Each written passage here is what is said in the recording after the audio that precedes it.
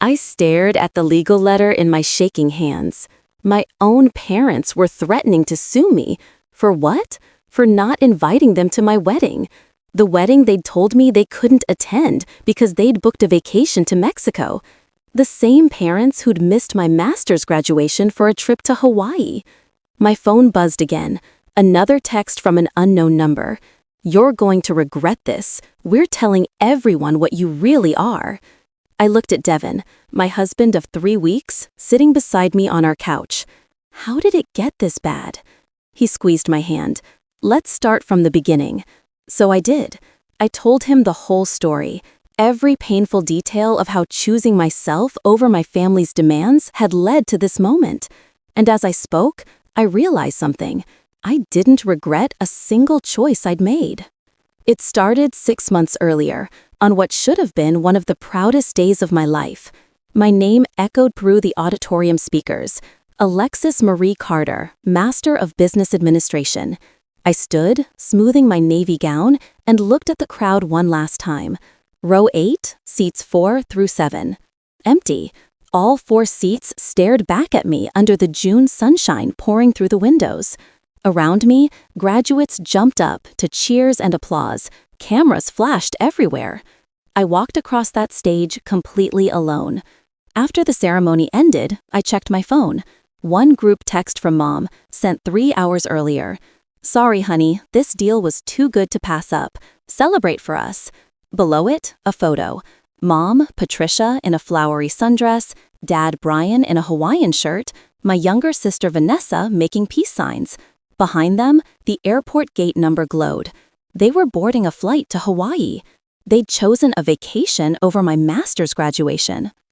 I sat in my car for a long time, diploma on the passenger seat, watching other families celebrate. This wasn't new. This was the pattern of my entire life. When I was 12, I won the state spelling bee. They missed it for Vanessa's dance show. When I was 16, I placed first in a piano competition. They were at Vanessa's boyfriend's family cookout. Every achievement was met with a text while Vanessa got parties and their presents. I'd been called the independent one my whole life, not because I chose to be, but because they forced me to be. I'd paid for most of my own education while they funded Vanessa's spring break trips. 3 days later, they came home tanned and relaxed. Mom called that afternoon, cheerful. "Alexis, sweetie, how was your little ceremony?" Little ceremony. 2 words that threw away 4 years of hard work. "It hurt that you weren't there," I said quietly. Mom sighed. "Don't be dramatic. Besides, you're strong. You don't need us there like Vanessa would." Dad's voice joined in.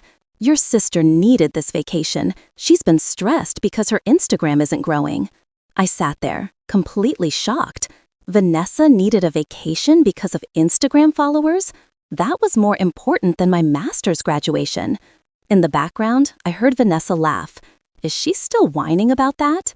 They all laughed, together, at me. Then Mom said, "We got you something, a magnet from the hotel gift shop." The magnet said, "Don't worry, be happy," in Comic Sans font. I met my best friend Jordan at our coffee shop the next morning. I told him everything. Jordan's face went from concerned to anger. "They chose a vacation over your master's graduation?" I nodded. "I'm tired, Jordan. So tired of being the afterthought." He grabbed my hand. "What are you going to do about it?" Something was changing inside me. Something that had been asleep for 27 years was finally waking up. I don't know, but I'm done making excuses for them. While we sat there, my phone buzzed. A Venmo request from Mom, $300 for Vanessa's car payment. The note said, "Family helps family," with a heart emoji. 3 days after missing my graduation, they were asking me for money. 2 weeks later, I bumped into Devin Mitchell at a bookstore. We started talking and 3 hours disappeared. He was a graphic designer who actually listened when I spoke. Our first date was dinner at a small Italian place. When I told him my family had missed my graduation for a vacation, his face fell. "That must have been so lonely," he said softly. I started crying right there. No one else had said it that way. Lonely. That's exactly what it was. Over the next 3 months, Devin and I became close. He noticed things I'd hidden my whole life. How I jumped when my phone buzzed with family texts. How I always said, "I'm fine," when I wasn't. How I apologized for existing. He called it out gently. "You don't have to apologize for existing, Alexis." In September, I brought him home for dinner. Mom talked the entire time about Vanessa's influencer opportunities. Dad asked Devin surface questions, but nothing about me. Vanessa didn't look up from her phone once. Driving home, Devin was quiet. Finally, he asked, "Do they always ignore you like that?" I wanted to defend them, but I was changing. "Yes," I admitted. "Always." Devin squeezed my hand. "You deserved better than that." Those 5 words broke something open inside me. 6 months into our relationship, Devin took me to Cannon Beach. Saturday evening, we walked along the shore as the sun set. Devin stopped walking and got down on one knee. "Alexis, you've shown me what quiet strength looks like, but you shouldn't have to be strong alone anymore. Let me be your family. Let me choose you every single day. Marry me." The ring was perfect. "Yes," I whispered, tears streaming. "Yes, yes, yes." But underneath my joy, worry crept in. "What's wrong?" Devin asked. "I'm just scared they'll ruin this somehow." Devin pulled me close. "They can only ruin it if we let them." I called my parents that night. "Mom, Dad, I have amazing news. I'm engaged." Silence. Then Mom's voice, careful.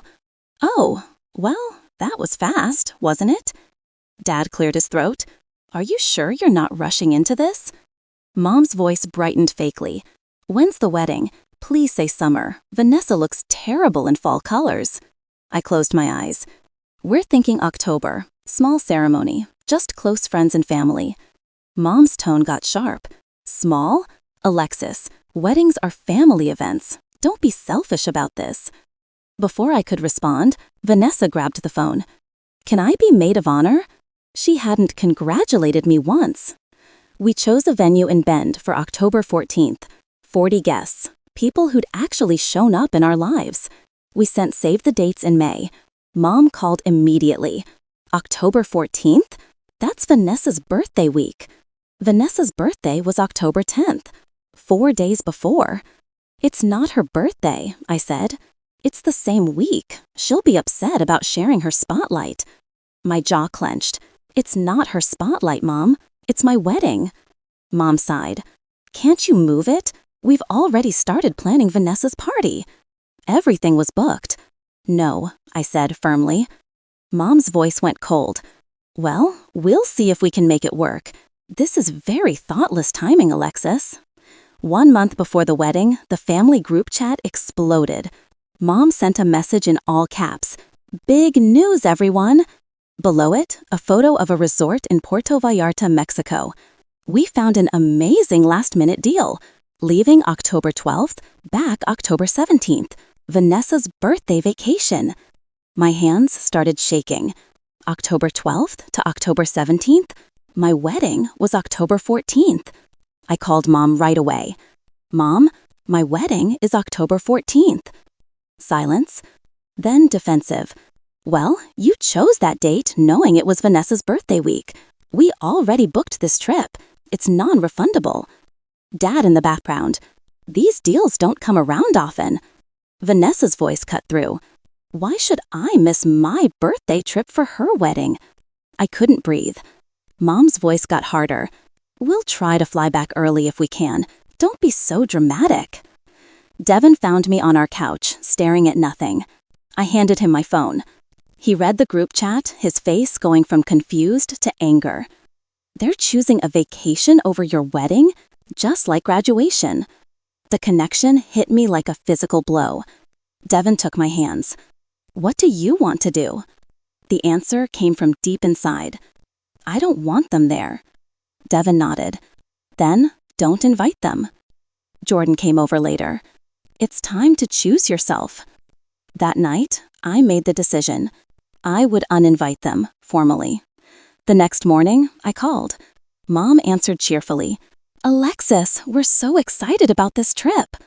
I cut her off. "Don't come to the wedding." Dead silence. Then confused. What? My voice was steady. Don't come to my wedding. Any of you. You chose a vacation over my graduation. Now you're choosing one over my wedding. I'm done being the person you celebrate when it's easy for you. Dad grabbed the phone. You're being a spoiled brat. Something inside me snapped. Then act like parents. Mom was crying now. How can you do this to us? I almost laughed. What have you done for me, Mom? Missed every important moment? Made everything about Vanessa for 27 years? I took a deep breath. I'm not doing this to you. I'm protecting myself from you. Then I hung up. The reaction was immediate and brutal. Within 2 hours, my phone exploded with texts from relatives I barely knew. How dare you?